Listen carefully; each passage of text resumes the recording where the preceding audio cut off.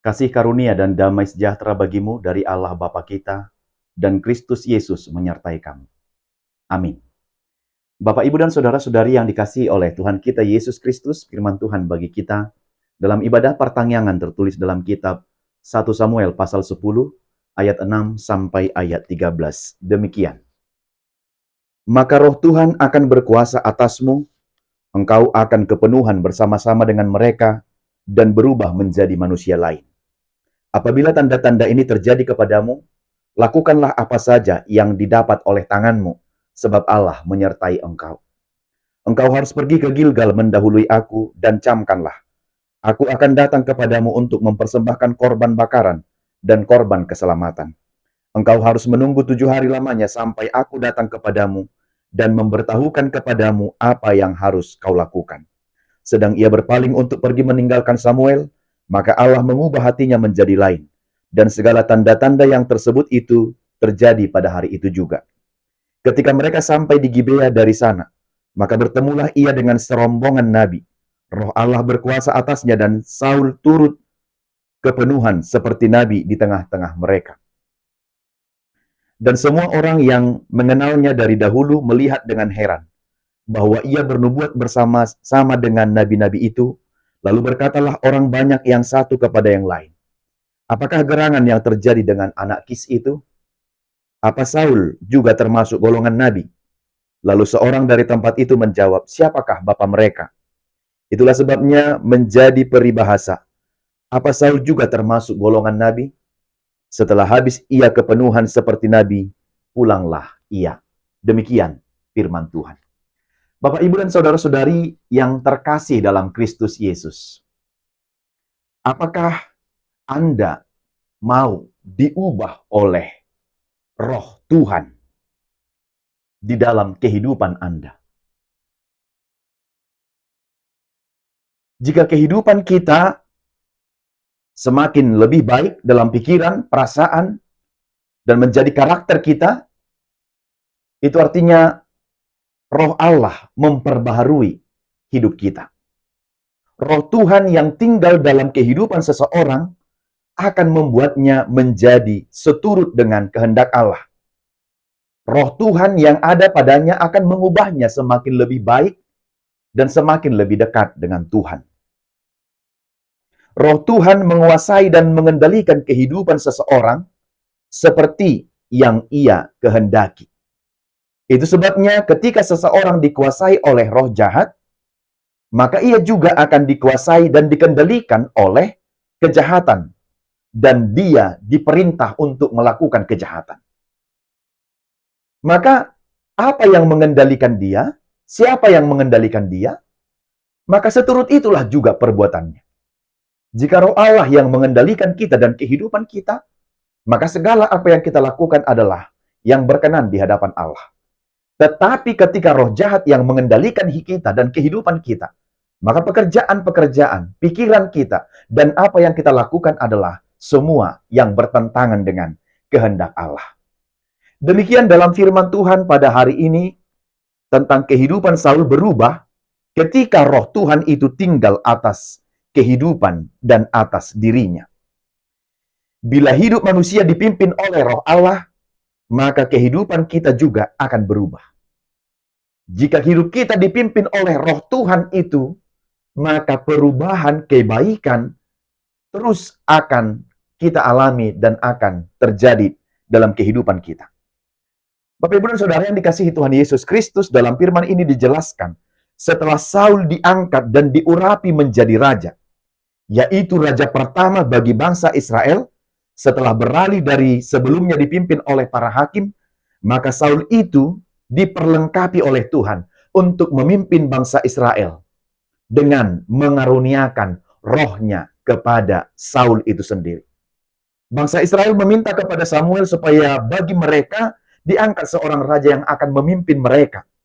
Sama seperti bangsa-bangsa lain yang bukan Israel, yang non-Israel, yang memiliki raja sebagai pemimpin mereka, maka ketika bangsa Israel melihat itu, mereka meminta supaya mereka juga dipimpin oleh seorang raja. Sebab ketika para nabi memberitahu, ketika Samuel Dan para hakim itu memberitahu bahwa pemimpin mereka, raja mereka adalah Allah. Mereka komplain sebab mereka tidak melihat wujud dan rupa Allah itu dalam kehidupan mereka sehari-hari.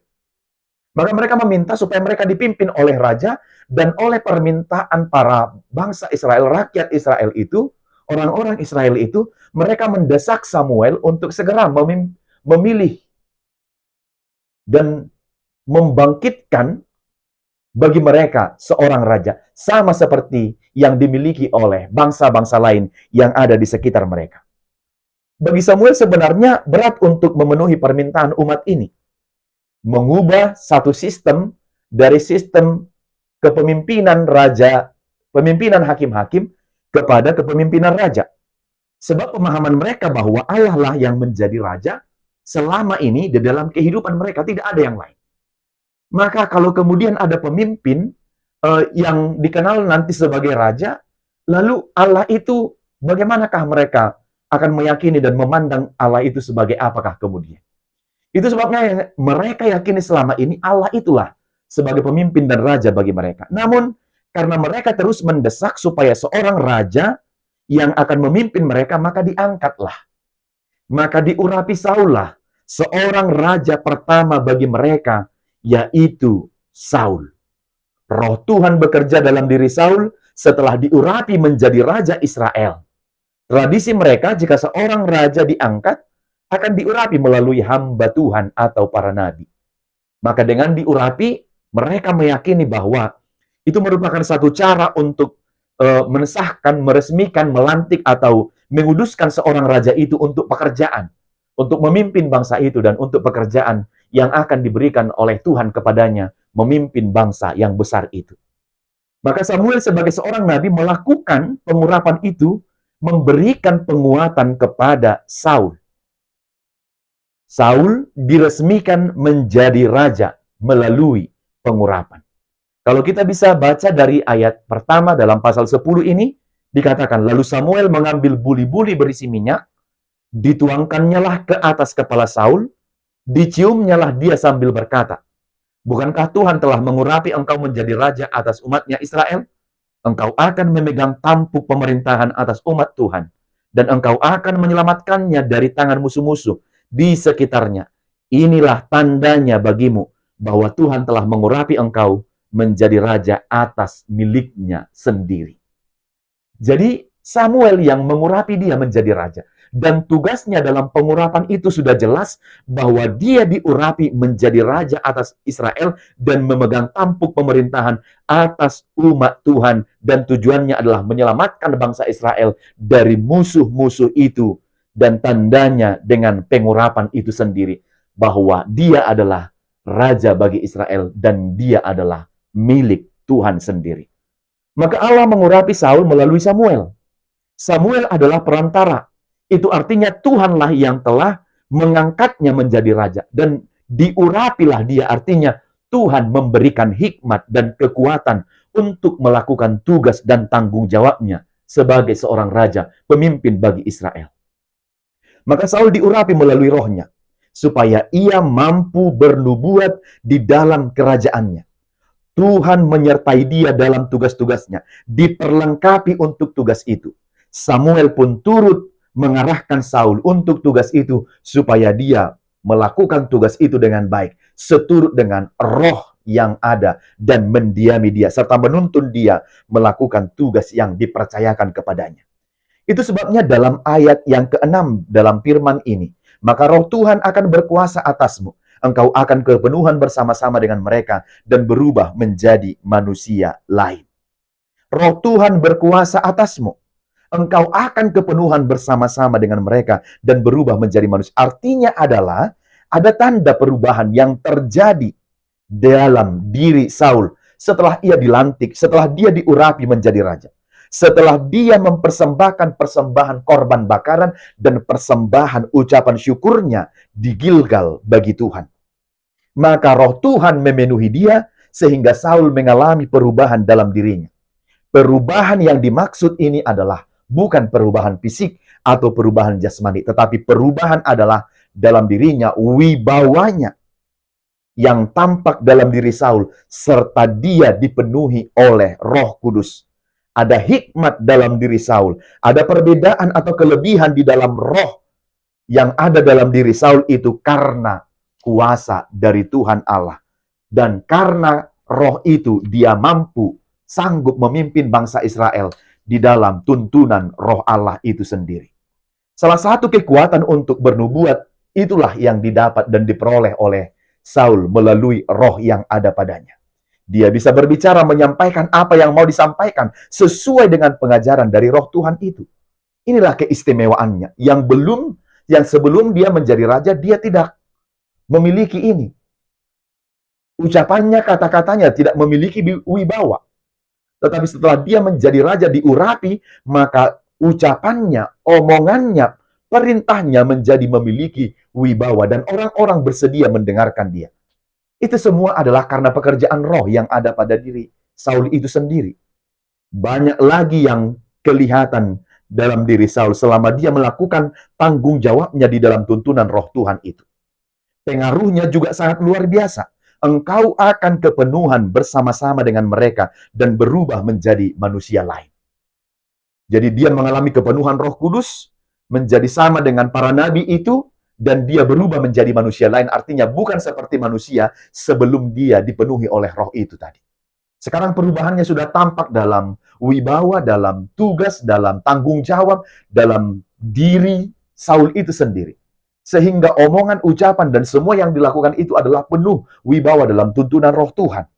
Jadi apapun yang dilakukan Saul selama dia berjalan di dalam tuntunan roh, semua akan jadi. Bahkan itu semua dari kekuatan roh itu sendiri, bukan dari dalam dirinya. Sebab sebelum dia dipenuhi oleh roh, dia tidak dapat melakukan hal yang seperti itu. Itu artinya roh yang bekerja dalam dirinya, memimpin dan menuntun dia untuk melakukan tugas dan tanggung jawabnya sebagai raja. Ayat 7, apabila tanda-tanda ini terjadi kepadamu, lakukanlah apa saja yang didapat oleh tanganmu, sebab Allah menyertai engkau. Itu artinya adalah Saul harus melakukan tanggung jawabnya dengan penuh hikmat. Bukan dari hati dan karena pikirannya sendiri. Tetapi Allah yang menyertainya melakukan bagian tanggung jawab itu. Selanjutnya dalam ayat 8, engkau harus pergi ke Gilgal, mendahului aku.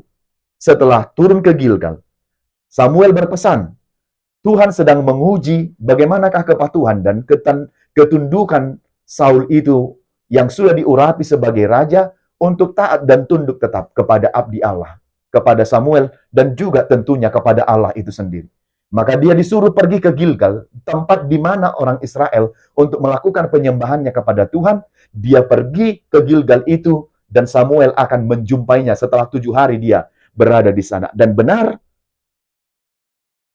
Saul itu pergi. Dia melakukan seperti yang diperintahkan oleh Samuel itu. Dia dengan sabar di sana dan menanti Samuel selama 7 hari. Ini dilakukan oleh Allah untuk melihat kesungguhan Saul. Walaupun dia seorang raja, ia harus tetap tunduk pada perintah Tuhan dengan ketaatannya atas perintah Tuhan melalui Samuel itu sendiri. Jadi, Saul pergi ke Gilgal. Tampak di sana dia mempersembahkan persembahan bakarannya dan persembahan ucapan syukurnya. Dan setelah 7 hari, Saul mempersembahkan persembahan kepada Tuhan. Setelah dipersembahkan persembahannya itu di Gilgal, kemudian dia tiba di Bukit Gebea, lalu tempat tinggal Saul itu tampaklah perubahan dalam diri Saul. Dan benar setelah 7 hari, Samuel datang menjumpai dia. Dan setelah itu dia lakukan tampak perubahan dalam dirinya dalam diri Saul itu melalui buah roh yang bekerja dalam diri Saul itu sendiri. Maka Tuhan mengubah hatinya menjadi lain. Menjadi lain maksudnya di sini adalah tidak seperti awal sebelum dia dipenuhi oleh roh itu. Kalau dikatakan mengubahnya menjadi lain, ini adalah artinya positif dan arahnya ke arah yang lebih baik, bukan kepada hal-hal yang jahat. Jadi kalau zaman ini kita mendengar istilah agak lain kau kulihat, itu bukan dalam rangka hal yang seperti ini. Agak lain yang kita maksud itu adalah zaman ini dalam artian yang negatif. Tapi berubah menjadi manusia lain yang dimaksud di sini adalah arahnya kepada hal yang positif. Lebih baik lagi setelah dia dipenuhi oleh roh itu sendiri. Dan tanda-tanda itu terjadi pada hari itu juga. dan dia Saul bersedia dipakai oleh Tuhan menjadi raja atas Israel. Ayat 9-10 selanjutnya, kalau kita baca dalam firman ini, sedang ia berpaling untuk pergi meninggalkan Samuel, maka Allah mengubah hatinya menjadi lain, dan tanda-tanda tersebut terjadi pada hari itu juga. Ketika mereka sampai di Gibea dari sana, maka bertemulah ia dengan serombongan nabi. Roh Allah berkuasa atasnya, dan Saul turut ke perubahan seperti nabi di tengah-tengah mereka. Jadi setelah itu, ada perjumpaan dengan serombongan para nabi di Gilgal itu, maka Saul itu berubah, dan dia semakin lebih baik lagi untuk melakukan tugasnya karena dia hatinya sudah diubah oleh Roh Tuhan itu sendiri. Selanjutnya ayat 11-13, di situ kita lihat, dan semua orang yang mengenal Saul itu melihat bahwa dia bernubuat dengan nabi-nabi itu, lalu orang-orang yang ada di sekitarnya itu sangat heran melihat dia. Lalu mereka bertanya, apakah gerangan yang terjadi kepada anak Kis? Apakah Saul juga termasuk golongan nabi? Sementara selama ini mereka mengenal kalau Saul itu bukanlah seorang nabi. Tetapi karena roh itu yang bekerja, Saul menjadi raja atas Israel, dia diangkat, dia menjadi hamba Tuhan, dan semua orang yang mengenalnya dari dahulu melihat dengan heran, ia bernubuat bersama-sama dengan nabi itu. Apa gerangan yang terjadi pada anak Kis? Apa Saul termasuk pada golongan nabi? Atas pekerjaan roh itu akan membuat orang heran. Atas pekerjaan roh membuat orang heran. Yang tadinya mereka melihat Saul itu hanya begitu saja, dalam pekerjaan roh orang-orang akan heran. Loh, apakah benar dia menjadi bagian dari para nabi itu? Jadi, karena pekerjaan roh itu yang tidak terpikirkan oleh manusia sebelumnya, tapi oleh roh Tuhan, dia bisa bernubuat. Dia bisa melakukan tugas dan tanggung jawabnya di dalam roh yang menuntun dan memimpin dia. Keheranan bagi mereka, namun itu semua bisa terjadi ketika roh Tuhan itu bekerja.